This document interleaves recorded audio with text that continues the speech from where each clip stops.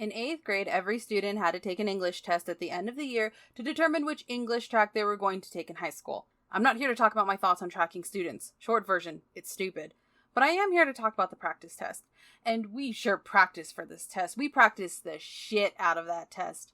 And it was not a situation wherein the teacher was given materials for the school year at the beginning and we studied them in a fun and engaging environment that cultivated a love for the English language and literature.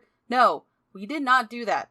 We had test prep day about every week. How the questions are structured, test rules, proper pencil use, how to take notes on a story without putting marks in the test book, and finally, the dreaded fiction prompt. We will have to write a short story based on the prompt given, and we were given a rating from 1 to 5, and it was the same prompt every year without fail. I knew today wouldn't be like any other day. My English teacher, a woman I actually liked, showed us examples of 1-rated stories, short, incoherent, and plagued with grammatical errors. 3s had a coherent story but contained interesting spelling choices.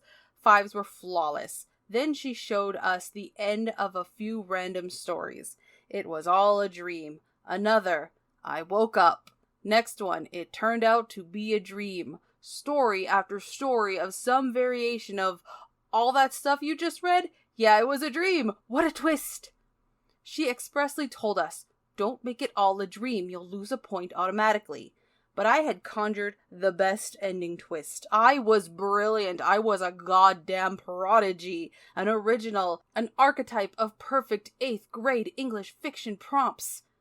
Turns out R.L. Stine had done the same thing in 1997. I'm Amy A. Cowan, and this is Rereading My Childhood, Goosebumps, the Blob That Ate Everyone. Zachy and his best friend and neighbor Alex are having a pleasant conversation when they are suddenly attacked by a monster. But not really, because it's only page 5 and we're in a Goosebumps novel. He just wrote a story and is reading it aloud to Alex, the aforementioned friend, and Adam, a boy they keep around so Adam can insult them. Zachy is going to be a famous horror writer when he grows up, and he needs to practice his cliffhangers 5 pages into the story. On the way home, Zachy and Alex stop by a shop that has been destroyed by lightning. Did I say stop by? That implies they were allowed in. No, that's not right. Zachy barges in and intends to take a typewriter because apparently, if a store is destroyed, its inventory belongs to the public. However, blue lightning shocks him as he touches the typewriter because the Lord was all, "Hey, dude, that's not yours. I don't care what the laws are in Theftville, Steeliana." But the owner shows up. The kids are gonna get it now.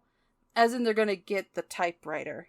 The owner lets them take the thing. Zachy goes home while remarking, "I didn't know that carrying the old typewriter home would totally ruin my life." Yeah, the owner just let you take it, Zachy. What did you expect? At school the next day, we get some new characters, a set of twins who are just as mean as Adam. Zachy freaks out because there's a monster on him, but Adam pulls it off him and it turns out it's just a mouse. Adam, whom Zachy keeps referring to as a friend, laughs with the twins because Zachy did, quote, a funny dance when he thought he was covered with vermin. For some reason, Zachy is called into the principal's office. Later that night, while talking to Alex, Zachy declares his intent to make the monster story even scarier, and the friends go to the typewriter. The first thing Zachy types is, "It was a dark and stormy night," in all caps like an old person who doesn't realize he's shouting on the internet.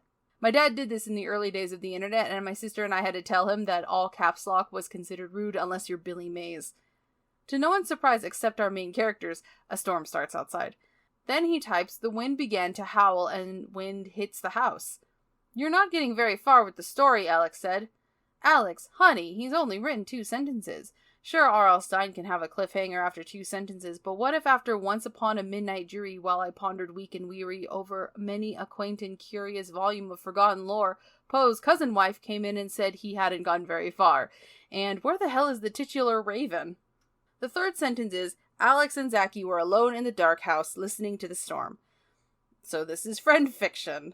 I am intimately aware of using your friends in your stories. Remind me to tell you about my 8th grade horror novella / Friday the 13th ripoff.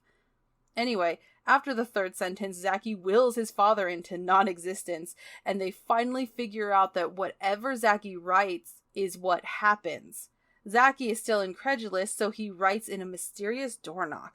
That's a great idea. You should have just written in a slice of delicious strawberry cream cake or universal healthcare in America, something that harms no one. But no, Go ahead, mysterious knocking. And no one is there. So they add that Adam is standing there drenched in the rain. Of course, Adam shows up. Finally, Zaki writes that the storm suddenly stops. Adam doesn't believe what is going on, so he steals the typewriter and writes that a blob monster is in the basement. They hear thuds from the basement. But don't worry, it's just Zaki's father, back from his trip in oblivion.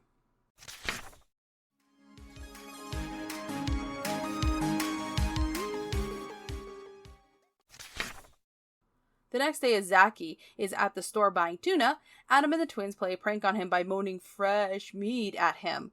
Zaki, honey, cut this toxic boy out of your life. You already have a great friend in Alex. Stop involving this future co-ed predator.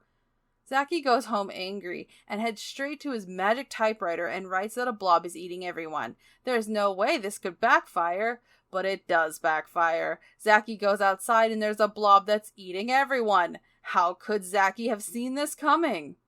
The blob eats some cops, which is fine, but then the blob follows Zaki home, which is not fine. The blob eats Adam, which is fine because he's a terrible friend, but then the blob starts coming for Zaki and Alex, which is not fine. Zaki gets a hold of his typewriter, which is fine, but then the blob eats the typewriter, which is not fine. Zaki gets an idea. Alex, remember when Adam typed something in my story and it didn't come true? She nodded, keeping her eyes on the gurgling blob monster. Yes, I remember, but so what? Well, I continued, maybe that's because it's me that has the power. Maybe the power isn't in the typewriter or the pen. Maybe I got the power that night in that antique shop when I was zapped by that electrical shock. So Zaki has the power and he thinks the monster away. And then they laugh. And laugh and laugh and laugh. Half the town is eaten, but they're alive, so they laugh and laugh and laugh some more. You think it's the end? Well, you'd be wrong. We get a brand new chapter after all that laughing, and finally we've circled back to my original 8th grade ending. The ending I thought was so brilliant. Well, did you like my story? The pink blob monster kneaded the pages he had just read and set them down on the desk. He turned to his friend, a green-skinned blob monster. Did you just write that? The green monster asked. I did. His friend replied, Thank you for reading it to me. It's very exciting, very well written. What do you call it? I call it Attack of the Humans, the blob monster replied. But I have just one problem with your story. The pink blob monster bobbed up and down. The veins on top of its head turned a darker purple. A problem with my story? What is it? Well, his green friend replied, Why did you give it such an unhappy ending? I hated it when the human shut his eyes and the blob monster disappeared. It was so sad. The blob monster changes the ending, and instead, the blob eats everyone. See? Twist ending. It was actually a story written by a blob monster.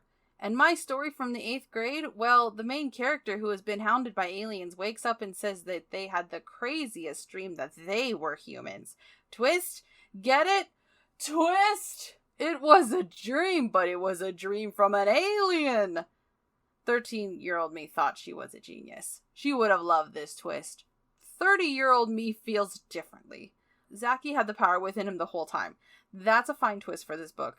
I wish there was a little more to the end than Zaki thinking really hard, but that's basically every scene with Professor Xavier and the X-Men, and I seem to love those comic books. Clearly I have no business criticizing focused thought. However, the whole story being the manifestation of a blob monster writing about humans is a little too much. A twist recontextualizes the rest of the story. There's no recontextualization with a blob monster writer. Unless Stine is trying to tell us something. Hey, does anyone know if Stine sometimes gets up from a chair and there's just goo on the seat?